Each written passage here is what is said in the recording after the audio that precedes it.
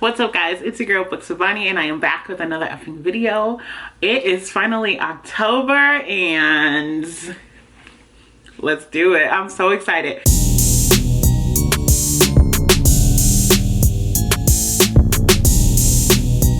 So many things come to mind right now.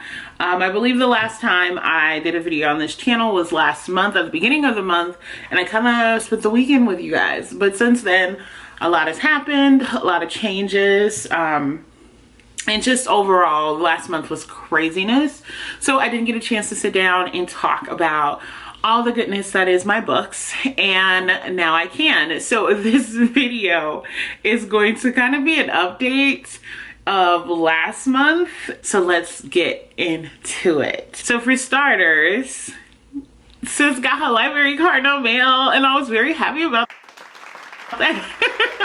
I have been dealing with my library card drama for so long. It's annoying, it's stupid, it's silly, but I got it worked out. So I finally have my Libby app now. So let's go. For those who don't know, I really love October. I love all the spooky vibes, but there's limits. I can't do like the super crazy, scary, bloody gore. I can't do that level. But I mean, I'm talking like Buffy the Vampire Slayer on down. Like, it's just interesting to me. Yeah, so what I'm going to start off with is talking about the books that I read last month. Two of them I'm actually still reading, so be gentle. So starting with the first one here. You know, my stack's messy. Give me a second. It's hot in here, y'all. First book that I read is by Rainbow, and it's Pumpkinheads. I read this 2 autumns ago, and I still feel the same way I've felt about it since the first time I read it. It's so cute. It's adorable. It's basically Deja running around with her friend from the pumpkin patch. They only hang out and talk during this season, and this is their last... My braids is doing something weird, y'all. I'm sorry. Okay. Struggle. The story is about Deja and her friend. I think it's Josiah. I can't remember his name. But he and her are about to graduate soon, and they're about to go off to college. So this is their final time at the pumpkin patch. And what they do is they want to kind of end on a bang and experience all the things they never got to experience in their 4 years working there. So Deja's really focused on trying a lot of snacks, foods, which is hello. So she's really focused on doing some of those things, while Josiah is obsessed with this girl. Like he's liked her since the first time he saw her, but he's never actually spoken to her. They've never had an interaction together. They never had the opportunity to connect.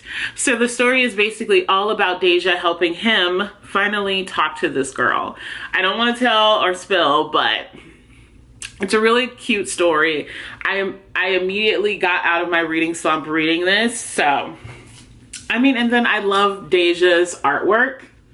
Show you guys again. I believe I made a review on this 2 years ago, if not last year. So yeah, that's one of the books I read. The next book I read is Hocus Pocus. This is actually a reread. I again read this last year, and this just gives me all the vibes. It's literally, the first half of this book is literally the movie, and I love the movie. I obsess over the movie. The movie, that's me, baby. But the second half is like a new twist, a change. I don't want to go too much in depth in this one because I'm going to do like a full review of it. So, to be continued on part 2 of Hocus Pocus. Okay, breathe. Okay, so another book that I read in the month of August was Grown by Tiffany D. Jackson. Tiffany D. Jackson just loves to mess with me, and it's acceptable, you know, like she does it in a way that nobody ever has, and it's like, you chaotic and toxic, but I kind of like it. Like, that's literally my experience ever going into one of her books. What I love about her books is that they're based on actual things that's happened to people. A lot of people are assuming that this book is about the R. Kelly trials. She said multiple times at the end of the book, this is not about the R. Kelly trials, but it's like, it could easily be about the R. Kelly trials. But basically, I am still blown away by this story. So this story is about Enchanted. She wants to be an artist. There's an older artist by the name, I think his name was Corey. Yes, so it's this older artist, his name is Corey, and he says that he's gonna help her, you know, really be a star, and he uses his fame and money to basically convert her and kind of groom her into being something that she's not, while he does a whole bunch of messed up crap. I'm talking hella warnings here, trigger warnings here, heavy use of drugs, rape, manipulation, coercion. It's so what the fuck that most of the time I was reading this, I was like, what the fuck? Yeah. So, warnings. But again, oh, I got gum in my mouth. Hold on. Okay, sorry. But like I was saying, it's so much going on with this story, and it happens to young Black girls. And what was really interesting to see is that the story of the people, not necessarily the main character, but how other people flip the story. How people are like, why wouldn't you just come out and say it? But then also saying, oh, you wanted it. Like, it's so disgusting, but it happens to women every day, especially women of color and Black women especially. Like, there's so much going on in the Black community that people don't speak of. They turn a blind eye, and whew, chills. But ultimately, this book was like 5 stars for me because the realism is there. And I just, again, I feel torn and disrespected so much by Tiffany. But you know what?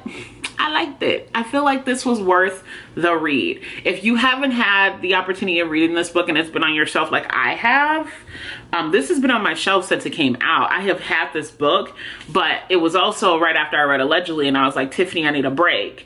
So if you have this book, you haven't read it, you ready to cry, go for it. That's Tiffany for you. Okay. So then the other 2 books are the ones that I actually didn't finish last month that I am working on. So the first one is A Discovery of Witches. I started this. I'm actually on chapter, what chapter am I on? What chapter am I on? There we go. We're on chapter 9 here. So this is about a woman who is running away from her witchy abilities. Jealous. So basically Diana is brilliant. She is one of those girls who have, I believe it's photographic memory. So she is brilliant. She loves history.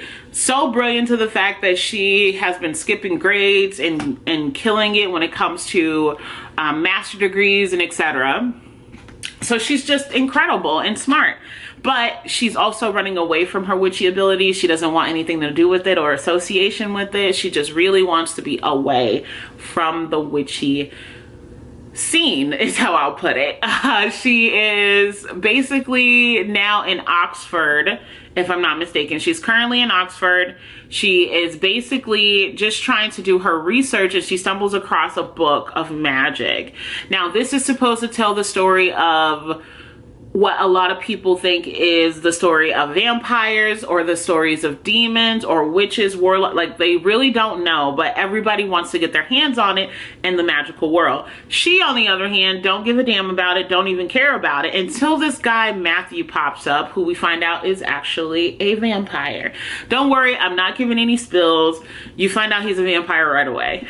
So she accidentally practices magic in front of him, so he's immediately intrigued by, okay, so this is a witch. But also, he finds out that she had access to the book at some point that they've been looking for centuries. So now everyone is kind of transitioning over to her, taking up spaces that she take, because all of them are aware that she had the book at some point, and they're trying to figure out what is she gonna do, what can they do to get it, what can they do to get their hands on it. However, she ain't got a damn thing to do with any of it. She don't care. But I feel like that's gonna change. Again, I'm only in chapter 9. But then this vampire, and Matthew is like kind of a, I don't want to say attracted, because I'm not sure if it's attraction yet, but he's kind of obsessing over her, and it's really messing with him mentally. So she is in a space where she's like, well, he keeps popping up everywhere, and is he trying to kill me? While Matthew's like, why am I so obsessed with this girl? Yeah, that's basically my love story. Anywho, so far 9 chapters in. I probably will finish this in the beginning of this month. More details to come on this one. The last book I want to kind of talk about is this book that I'm buddy reading with a friend from Twitter, and it's called One to Watch by Kate London, or Kate Stamen London. This is interesting. So this story is about B, and she is a plus size girl who loves fashion. She went to Paris, and from that trip she really got invested in fashion and plus size fashion. So she started to get this blog, and it's really successful. She's personally she's living my dream life, and I'm in Adelaide. So she's a plus size influencer, and she's really open and honest about her experience with clothes, fashion, and being plus size. Now, with that being said, of course she has some issues with her relationship status. So she's been obsessed kind of with a friend. Her and this friend hooks up, and he disappears on her, like right in the beginning of the book. So again, I'm not giving out spoilers. You will know this within the first couple of chapters. So he stands her up, and he stops communicating with her, which is like hella irritating, because I really hate how the world tries to make it seem like plus size women are not attractive, nor do men like them or hunt them down. Babe, if you would see my DMs, it would be ridiculous. And I mean that. They like it. But anyway, so she eventually gets the opportunity to be on this show, very similar to The Bachelor, and all of these love interests, or all of these men, are coming to the show to find their one true love, which is her. It's different because she is plus size, so you get this, you kind of get this narrative of people feeling like they have the right to comment on her physical health and shit like that, which you see all the time. Like, honestly, you do. And not a lot of people say anything because they feel like, oh, they care about their health. There are small, slim, thick, skinny girls who have a lot more health issues than plus size women. But it's never about health. It's them trying to make it very clear that you are not welcome and you are not acceptable with your physical features. And it's like, suck my ass. I do not care. But not everyone is as confident and hilarious as I am. So with that being said, I'm really enjoying this book. It's really interesting to hear both sides of the story. You have men who are like, I don't care. I really care about the person and who they are. And then you have men who are like, oh, you're fat. I don't like that. I don't want to be with a plus size girl. It's like, bro, go about your business. Like, nobody cares. I find myself talking out loud to this book a lot. And this book is weird because it doesn't have chapters. It's like before the show, episode 1, episode 2, blah, blah, blah. I am currently in the part of episode 2. So I'm basically 100 pages in. I'm really liking this book, but bro, they want to fight me, and I will fight them because I don't care. I'm really like that. Baby, if you feel like you have the right to comment on somebody else's physical features or their health and you don't know shit that you're talking about, we ain't even gonna get into that. Let's just move on. Let's move on. Okay, and then last but not least, I am reading one other book, which is Buffy the Vampire Slayer, and it is The Portal Through Time. I originally started that in the beginning of... See, I keep starting this, and then I stop, and then I start, and then I stop. But it's interesting. So basically, there's some vampires that are going after Buffy, and then this time they wanted to go back in time to prevent her from killing their master. So they go back to kill Buffy when she's younger and before she gets her powers, but they aren't that successful because even with them killing Buffy, their master still gets killed. So they keep going through this back and forth of when to kill her so then she won't be able to kill their master. So far I'm really enjoying it. It's really a lot of fighting, a lot of gore, and it's interesting because it's vampires and I know they turn to dust from watching the show, but yeah. So that is kind of my TBR, or kind of my wrap up. Thank you guys so much for watching this video. Make sure you like, subscribe, comment, do the thing down at the bottom. If you got to this point, make sure you comment down below a pumpkin or an orange heart emoji. It's your girl, Books with Bonnie.